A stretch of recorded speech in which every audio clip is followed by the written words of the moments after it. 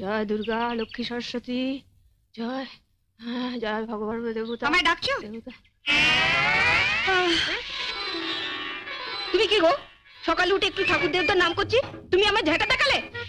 কুটুন ঝাড় দিচ্ছিলাম, তো হাতে ঝাঁটা থাকবে না তো কি রজনীগন্ধা স্টিক থাকবে? আচ্ছা হলো তো, এখন বলো কি বলবে। শুনলে তোমার বোনের কথা শুনলে? কি গো শুনছো? আমার কথা শুনতে পেলে তবে তো শুনবে। শুনতে পেলে মানে? মানে 10 বছর আগে যখন তুমি এ বাড়ির বউ হয়ে আসনি, তখন দাদা আমাদের সবার কথা স্পষ্ট ভাবে শুনতে পেত। তারপরে এই 10 বছর ধরে তুমি দাদাকে ऐसा মন্ত্র ঢেলেছো যে তোমার সব মন্ত্রগুলো জমাট বেঁধে গিয়ে দাদার কান দুটো জাম হয়ে গেছে। তুমি একটু উঁচু স্বরে কথা বলো তো, তাই তোমার কথাগুলো ফাঁক ফোকর দিয়ে দাদার কানে পৌঁছে যায়, কিন্তু আমাদের নো এন্ট্রি। তুমি হাসছো? ওর কথা শুনলে গা পিত্তে জ্বলে যায়। কি শুনতে বলছি? তুমিও দাদার মতো দুটো কানে নো এন্ট্রি বোর্ড ঝুলিয়ে নিলেই পারো না। এখন তাড়াতাড়ি বলো কেন ডেকেছো? ওদিকে আমার অনেক কাজ পড়ে আছে।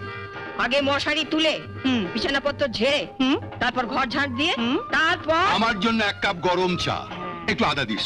কাল রাতে হঠাৎ ঠান্ডা লেগে গেছে, গলাটা কেমন ব্যথা ব্যথা করছে। তোমাদের সংসারে কেন যে আমি মা দুর্গা হয়ে জন্মালাম না? হঠাৎ কথা বলছো না, মানে মা দুর্গা হয়ে জন্মালে আমার কেমন 10 খানা হাত থাকতো। একখানা হাতে তোমার মশারি তুলতাম, আরেকখানা হাতে তোমার বিছানার চাদর পাল্টে দিতাম, আরেকখানা হাতে ঝাড় দিতাম, আরেকখানা মানে আদা আদা থেতলাতাম। শুনলে না দাদা বললো আদা দিয়ে চা করে নিয়ে। আদাটা আগে না থেতলালে চাটাবো কি করে? যাই এক এক করে কাজগুলো সারি। ওদিকে আবার এক গাদা কাজ পড়ে আছে।